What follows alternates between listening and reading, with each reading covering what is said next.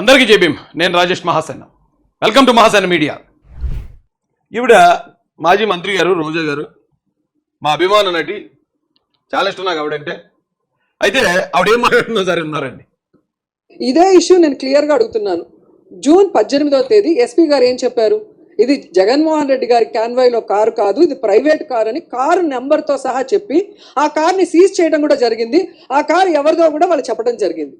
మరి జూన్ 22కి ఎలా మారింది? అది జగన్మోహన్ రెడ్డి గారి కారు కింద పడిందని ఒక వీడియో ఎక్కడి నుంచి తెచ్చారు? పాపం ఈవిడ చూసినంత తెలివైంది ఏం కాదు, చాలా తెంగరదే. అయితే మీకు ఒక చిన్న ఎగ్జాంపుల్తో చెప్తాను. రోజా గారు అప్పుడు మార్చి 15వ తారీఖు 2019 అనుకుంటా, ఆ రోజున వివేకానంద రెడ్డి గారి మరణం జరిగింది. ఆయన చనిపోయిన రోజు సునీతారెడ్డి గారు, షర్మిలారెడ్డి గారు, జగన్మోహన్ రెడ్డి గారు వాళ్ళందరూ వచ్చి చంద్రబాబు నాయుడే చంపారన్నారు, నారాసుర రక్త చరిత్ర అన్నారు. కానీ కొన్ని రోజులకి సిబిఐ వచ్చి ఈ గూగుల్ టేక్అవుట్లో అన్నీ తీసి అవినాష్ రెడ్డిని అరెస్ట్ చేశారు. అవినాష్ రెడ్డి గారి తండ్రి భాస్కర్ రెడ్డిని అరెస్ట్ చేశారు. వాళ్ళ వైసీపీకి సంబంధించిన శివశంకర్ రెడ్డిని అరెస్ట్ చేశారు, గంగిరెడ్డిని అరెస్ట్ చేశారు. వాళ్ళందరినీ కూడా తీసుకెళ్లి పక్కలో ఇస్తారు. అయితే అవినాష్ రెడ్డి ఒక రోజులో బెయిల్ వచ్చింది, అది మరీ విచిత్రం, వేరే విషయం అనుకోండి. మరి ఇది ఎలా సాధ్యం? రోజా గారు ఫస్ట్ ఏమో మరి చంద్రబాబు నాయుడు గారు చంపారన్నారు కదా, మరి కొన్ని రోజులకి వైఎస్ఆర్ ఫ్యామిలీ ఎందుకు అరెస్ట్ అయింది? ఎందుకంటే మీ చిన్న బుర్రకి అది అర్థం కాదు. ఆధారాలు అనేది ఒకటి ఉంటుందండి, పోలీస్ ఎంక్వైరీ జరుగుతూ ఉంటుంది. ఇప్పుడు ఒక కేసు పెడతారు, ఎవరు వెళ్ళి ఇక రాజేష్ కొట్టాడు అని రోజా గారు కంప్లైంట్ ఇచ్చారు. ఇచ్చిన వెంటనే రాజేష్ రోజా గారిని కొట్టారు అని ఒక ఎఫ్ఐఆర్ వేసేస్తారు. వేసిన తర్వాత ఎక్కడ కొట్టారమ్మా నిన్ను అంటే ఆ పలానా చోట అండి. అప్పుడు అక్కడికి వెళ్ళి ఎంక్వైరీ చేస్తారు. ఎంక్వైరీ చేసి చుట్టూరు చూసిన తర్వాత రాజేష్ కొట్టలేదండి, ఈవిడే నోటుకు వచ్చినట్టు తిట్టిందని ఎంక్వైరీలో తేలింది అనుకోండి, అప్పుడు తిరిగి మీ మీద కేసు కడతారు. ఎంక్వైరీ అనే ప్రాసెస్ ఉంటుందమ్మా. ఇప్పుడు ఫస్ట్ ఓకే ఎస్పీ గారు వచ్చారు, ఎస్పీ గారు వచ్చి రావడం నిజంగా ఒక పాయింట్ అడుగుతానండి, ఒక సింపుల్ లాజిక్. నిజంగానే ఈ కూటమి ప్రభుత్వం జగన్మోహన్ రెడ్డి గారిని ఎలాగన్నా ఇరుకుని పెట్టేయాలి, జగన్మోహన్ రెడ్డి గారి మీద ఎలాగన్నా దుష్ప్రచారం చేసి ఆయన ఎలాగన్నా ఆపేయాలని, ఒకవేళ తప్పుడు పని చేయాలని ఆలోచిస్తే సెంగయ్య చనిపోయిన వెంటనే జగన్ కాన్వాయ్ గుద్ది ఒక వ్యక్తి చనిపోయాడని చెప్పి వెంటనే మీకు హెడ్లైన్స్లో వచ్చేసింది. జగన్ కాన్వాయ్ గుద్దేసింది, జగన్ గారి కారే గుద్దేసింది, లేకపోతే జగన్ గారి కాన్వాయ్లో బండి గుద్దేసిందని విపరీతంగా వైరల్, ఆ రోజు వైరల్ అయిపోను. ఇదే ప్లేస్లో కనుక వైఎస్ఆర్సీపీ ఉంటే అది గుద్దిందా లేదా అనేది తర్వాత ఎంక్వైరీలో అబ్బాయి కాదట, కాన్వాయ్ కాదట అని తెలిసినా కూడా మొత్తం ఈ లోపల ప్రచారం మొత్తం రాష్ట్రం అంతా. నిజంగా జగన్ గారిని బ్యాట్ చేయాలంటే ఆ రోజున ఎస్పీ గారు వచ్చి ఏం చెప్పాలి? జగన్ కాన్వాయ్ గుద్దు మనిషి చనిపోయాడు, అర్జెంట్గా దీనికి జగన్ గారికి బాధ్యత ఉంది, మేము ఎంక్వైరీ చేసి కేసు నమోదు చేస్తాం అంటారు. ఇది ప్రభుత్వం నిజంగా ఒత్తిడి పెట్టి ఎస్పీ గారితో కనుక ప్రెస్ మీట్ పెట్టించి జగన్ గారిని ఎలాగని ఇరుకుని పెట్టాలంటే. అంతేగాని ఆ రోజున ఎస్పీ గారు వచ్చి ఏమన్నారు? లేదు ఎవరు కంగారు పడకండి, అది కాన్వాయ్ వెహికల్ లేదు, మేము 14 వెహికల్కి కాన్వాయ్ పర్మిషన్ ఇచ్చాం, దాదాపు 34 వెహికల్స్ వచ్చేసి దాంట్లో ఇదిగో పలానా వెహికల్ గుద్దింది, ఆ గుద్దిందనే ఆధారాలు అప్పటికి ఆయనకి ఆ వివరాలు చెప్పారు, ఇక పలానా వెహికల్ గుద్దిందండి అని చెప్పారు. వైసీపీలు చాలా తెలివైన వాళ్ళు కదా, వైసీపీలో ఇచ్చుంటారు ఇన్ఫర్మేషన్, ఎవరు గుద్దారంటే పలానా టాటా సఫారీ గుద్దిందండి మేమే చూసామండి అని చెప్పి దొంగ సాక్ష్యం చెప్పేవాళ్ళు బొచ్చుడు మంది ఉంటారు అక్కడ ఆ గంజాయి బ్యాచ్లో. ఎవడో చెప్పాడు దొంగ సాక్ష్యం. పోలీసులు ఏమనుకుంటారా, ఇతను చూసేటట పలానా వెహికల్ అట అని నమోదు చేసుకున్నారు. నమోదు చేసుకుని వెంటనే మళ్ళీ ఎవరైనా ప్రజలు ఆందోళన పడతారేమో, లేకపోతే ఈ పార్టీల మధ్యలో విద్వేషాలు చేస్తాయేమో అని. లేదు పాపం జగన్ గారు కాదట, కూటమి ప్రభుత్వం యొక్క ఔన్నత్యాన్ని అర్థం చేసుకోండి. మిమ్మల్ని ఇరికించేయాలి, మిమ్మల్ని ఇబ్బంది పెట్టేయాలి, మిమ్మల్ని తప్పుడు ప్రచారం చేయాలంటే ఆ డే 1 రోజు చెప్పేస్తారు, మీరు గుద్దపోయినా మీరు గుద్దారంటారు. ఎందుకంటే వివేకానంద రెడ్డి గారిని చంపింది చంద్రబాబు నాయుడు గారు కాదు. కానీ మరుసటి రోజు ఏమేశారు సాక్షిలో? నారాసుర రక్త చరిత్రను చంద్రబాబు నాయుడు గారి చేతిలో ఎంత పటాకత్తి పెట్టారు. సిగ్గులేని మనుషులు చేసే పనులు అలాగుంటాయి. కానీ హుందాగలిగిన గవర్నమెంట్ ఏం చేసింది, కూటమి ప్రభుత్వం ఏం చేసింది? పూర్తి ఎంక్వైరీ అయ్యేదాకా జగన్ మీద ఒక్క మాట మాట్లాడలే. ఈవెన్ అధికార ప్రతినిధులందరికీ కూడా ఈ విషయం ఏదైతే ఉందో, సంగయ్య గారి మృతి ఏదైతే ఉందో, ఆ ఆధారాలు వచ్చే వరకు పార్టీ నుంచి ఎవరు ఏం మాట్లాడొద్దని కూడా ఇన్స్ట్రక్షన్స్ ఇచ్చారని తెలిసింది. అది ఎంతవరకు వాస్తవం నాకు తెలియదు. మరి నిజంగా మేము తప్పుడు ప్రచారం దుష్ప్రచారం చేయాలంటే ఆ వెంటనే మేము మొదలు పెట్టాలి కదా. చంద్రబాబు నాయుడు గారు 1 సార్లు చెప్తారు, ఆధారాలు లేకుండా ఏమీ మాట్లాడొద్దు మీరు. అది ప్రతిపక్ష నాయకుడి మీద కావచ్చు, జగన్మోహన్ రెడ్డి మీద కావచ్చు, లేదా ప్రతిపక్ష పార్టీకి చెందిన వ్యక్తుల మీద కావచ్చు, ఆధారాలు లేకుండా మనం ఎవరి మీద ఆరోపణలు చేయొద్దు అని చెప్తారు ఆయన. అంత క్రమశిక్షణ కలిగిన పార్టీ ఇది. అది తప్పట మా అక్కకే. అప్పుడు అలా చెప్పాడు కదా టాటా సఫారీ గుద్దిందని, మరి ఇప్పుడు అలా చెప్తాడు రీపిదేటి. కళ్ళు ఎదురుకుంటా వీడియో కనపడినా కూడా అబ్బాయి నేను ముందు ఆ మాట చెప్పాను కాబట్టి టాటా సఫారీ గుద్దింది అనాలి. అప్పుడు వచ్చి కళ్ళ ముందు వీడియో కనిపిస్తుంది, జగన్మోహన్ రెడ్డి గారు బండి ఎక్కేసింది. పాప పెద్ద ఆయన అంటే తరలించేశారు. వీళ్ళు రండి జగన్ గారు వస్తున్నారని డబ్బులు ఇచ్చో మంది ఇచ్చో తరలించారు. అరే జగన్ గారు వస్తున్నారు కదా అని చొత్తు కూర్చున్నారు. అయితే చాలామంది ఇక్కడ గమనించింది ఏంటంటే అండి, ఆ డ్రైవర్ ఉన్నాడు, డ్రైవర్ గుద్దాడు అన్నారు. డ్రైవర్ది ఎంత తప్పు ఉందో, ఆ బండి బానెట్ మీద ఓ రప్పగా కూర్చున్నాడు గంజాయి కుర్రాడు. ఆడ పెద్ద బోర్డు పట్టుకుని జగన్కి ఇలా కనపడుతూ అనా టీడీపీ వాళ్ళని జనసేనలో రపారప నరికేస్తానన్నా నేను అని ఆ జగన్ చూపిస్తున్నాడు. ఎందుకంటే ఆయన హ్యాపీ ఫీల్ అవుతాడు కదా, ఆయన సంతోషిస్తాడు కదా ఇలాంటివి చూస్తే. ఎప్పుడైతే ఈ బోర్డు పట్టుకుని ఒక నిలబడ్డాడో అతనికి విజిబిలిటీ దెబ్బేసింది డ్రైవర్కి. ఈ పెద్ద ఆయనేమో ఆయన్ని ఆ జగన్ గారు వచ్చేసారు, మమ్మల్ని రమ్మన్నారు, పిలిచారు, ఆయనతో మాట్లాడేస్తానన్నారని ఆతృతతో అతను వచ్చేసాడు. వచ్చేసి ఎక్కేసిన వీడియో క్లియర్గా బయటపడ్డాక కూడా సిగ్గు ఎగ్గు లేకుండా దాని గురించి మరి ఈ తెల్లమొహాలు వేసుకుని వస్తున్నారంటే వీళ్ళని ఏమని తిట్టాలండి? ప్రజలందరికీ అర్థమైపోయింది. నేను అదే ఎందుకు చెప్తున్నానంటే వీళ్ళు ఎలాంటి తప్పుడు ప్రచారాలు గత 5 సంవత్సరాల్లో కొన్ని వేల తప్పుడు ప్రచారాలు చేశారు, అయినా నెగ్గలేకపోయారు. 151 సీట్లలో దాదాపుగా 140 సీట్లు కోల్పోయారు, 11 సీట్లకు పరిమితం అయ్యారు. మళ్ళీ అదే తప్పుడు పని చేస్తున్నారు వీళ్ళు, మళ్ళీ అదే తప్పుడు ప్రచారం చేస్తున్నారు. చేసుకున్నామండి, మళ్ళీ జనాన్ని తీసుకెళ్ళి జనాన్ని తోలుకెళ్ళి మా దగ్గరికి జనం వచ్చేస్తున్నారని చూపించుకోవాలని ట్రై చేస్తున్నారు. తీసుకున్నామండి. ఆ రోజున గడప గడపగా ఏదో ప్రోగ్రామ్ పెట్టి అబ్బా జనాలు అందరూ హారతులు ఇచ్చేస్తున్నారు, మాకు మేము గెలిచేపోతున్నాం, వైనాట్ 175 ప్రచారం చేసుకునేవాడు మళ్ళీ అలా చేసుకుంటే. కానీ రియాలిటీ అనేది ఒకటి ఉంటుంది కదా. ఈ రోజు నీకు ఆంధ్రప్రదేశ్లో ఎవ్వడు కూడా ఇలాంటి తప్పుడు ప్రచారాలు చూసి మోసపోవడానికి సిద్ధంగా లేరు, అది మాత్రం అందరూ గుర్తుపెట్టుకోండి. ఆ వీడియో వాళ్ళకి ఎక్కడి నుంచి వచ్చింది? పోలీసుల దగ్గర లేని వీడియో. సో ఇది కుట్రలో భాగం. జగన్మోహన్ రెడ్డికి వస్తున్న జన సునామీని చూసి జలసీతో ఈ తప్పుడు ప్రచారంతో మొన్న ఎవరో జక్కంపూడి రాజాల తమ్ముడు ఏదో ఇంటర్వ్యూలో చెప్పాడు, మేము జగన్ గారి దగ్గరికి వెళ్తుంటే మరి 175 గెలిచేస్తామని చెప్పండి, అది తప్ప ఇంకేం చెప్పొద్దు అనేవారంట అతనితో. వీళ్ళు వెళ్ళిపోయి సార్ 175 గెలిచేస్తున్నామని చెప్పేవారట వీళ్ళు. అతను కూడా బయటకు వచ్చి 175 మేము గెలిచేస్తున్నామని చెప్పేవాడు.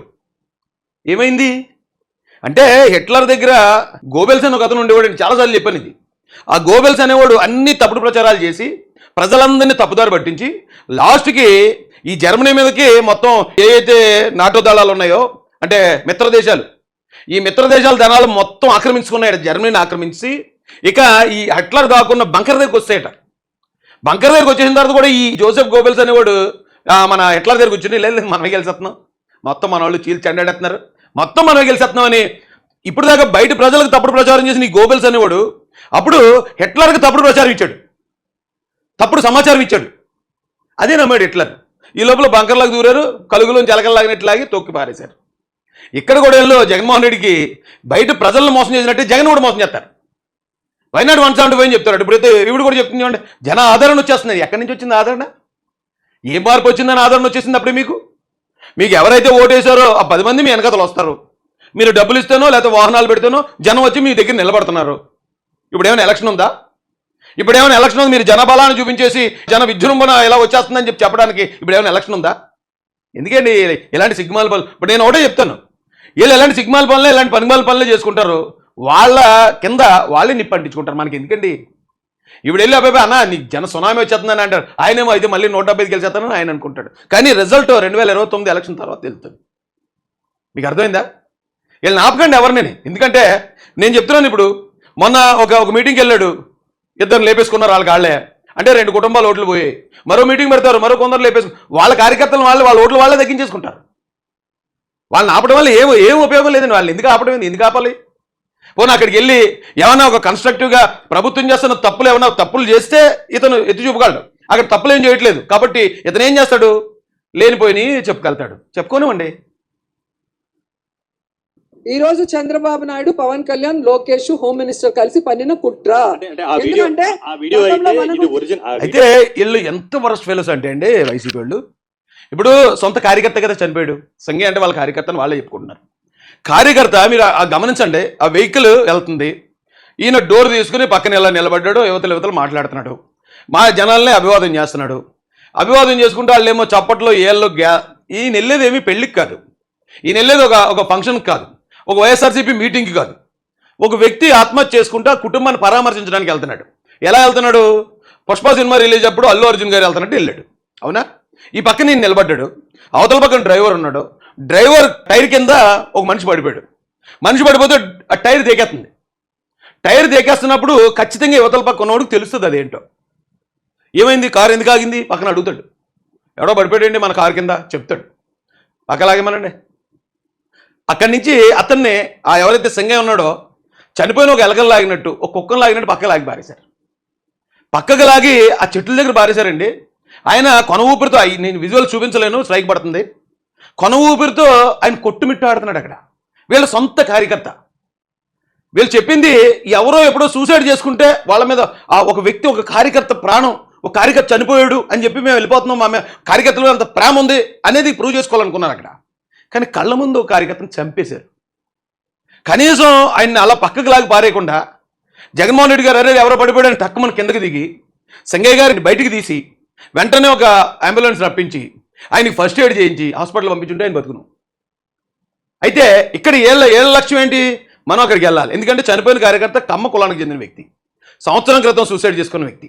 సో కమ్మ కులానికి మనం ఇప్పుడు ఏదో సపోర్ట్ ఇచ్చినట్టు ఇచ్చేసి టీడీపీ నుంచి ఎంతోమంది కమ్మలు బయటకు లాక్కోవాలి, ఎంతో కొంతమంది కమ్మల సపోర్ట్ మనం తీసుకోవాలనేది ఆ రోజు జగన్మోహన్ రెడ్డికి ఈ ఐపాక్ టీం ఇచ్చిన స్ట్రాటజీ.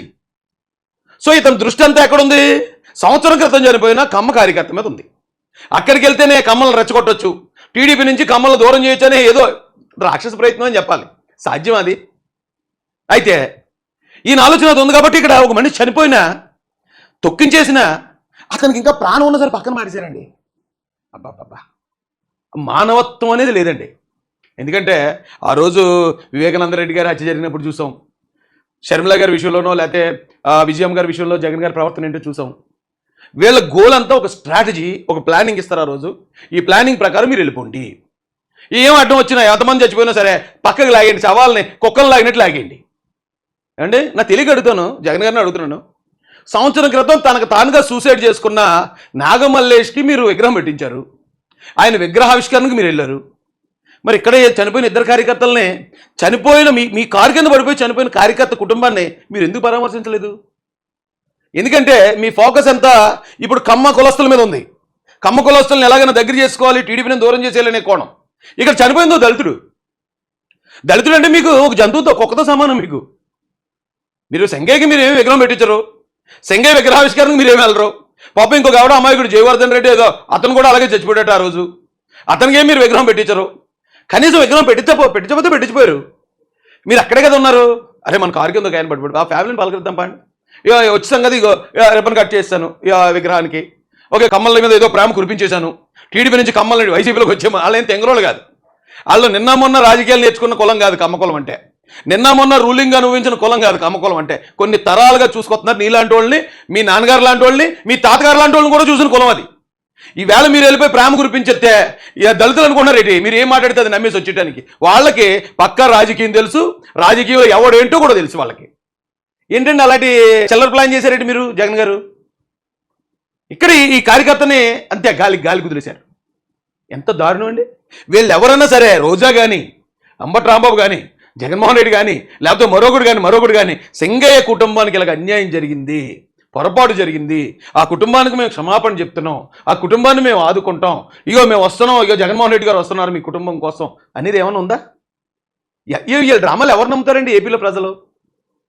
ఎందుకు వీళ్ళు మాట్లాడే మాటలు మనం అసలు కౌంటర్ ఎందుకు చెప్పాలి, వీళ్ళని ఎందుకు అడ్డుకోవాలి? అబ్బాయి మీరు అక్కడికి వెళ్ళడానికి కుదరదు అనొద్దండి. ఎందుకంటే వీళ్ళు అక్కడికి వెళ్ళి చేసిన ఏదో పని జస్ట్ అలా ప్రజలకు చూపిస్తే చాలంతే మన పని అయిపోయినట్టే, మనం చేయాలనుకున్న పని అయిపోయినట్టే. ఎందుకంటే జగన్మోహన్ రెడ్డి గారు వస్తున్నారంటే ఆడికి గంజాయి కొట్టిన కుర్రోళ్ళు వస్తారు, ఏదో పెంట చేసుకుంటారు, గొడవ వాళ్ళ కొట్టుకుంటారు, వాళ్ళ హెలికాప్టర్ వాళ్ళే రెక్కలు ఇచ్చేసుకుంటారు. అది మనం బయటకు చూపిస్తే చాలు, ఇది తాగుబోతులు, లేకపోతే ఇక్కడ ఇలాంటి వాళ్ళు వెళ్ళారు, ఇలా గొడవలు పడే వాళ్ళు వెళ్ళారు, ఇక ఇలా చేస్తున్నారు వీళ్ళు, అంతే. ప్రజలందరూ గమనిస్తారు. మనం గడిచిన 5 సంవత్సరాలు అదేగా చేసాం. జగన్మోహన్ రెడ్డి గారు ఏ తప్పులు చేస్తున్నారు ప్రజలకు చెప్పాం, ప్రజలు ఇవ్వాల్సిన తీర్పు ప్రజలు ఇచ్చారు.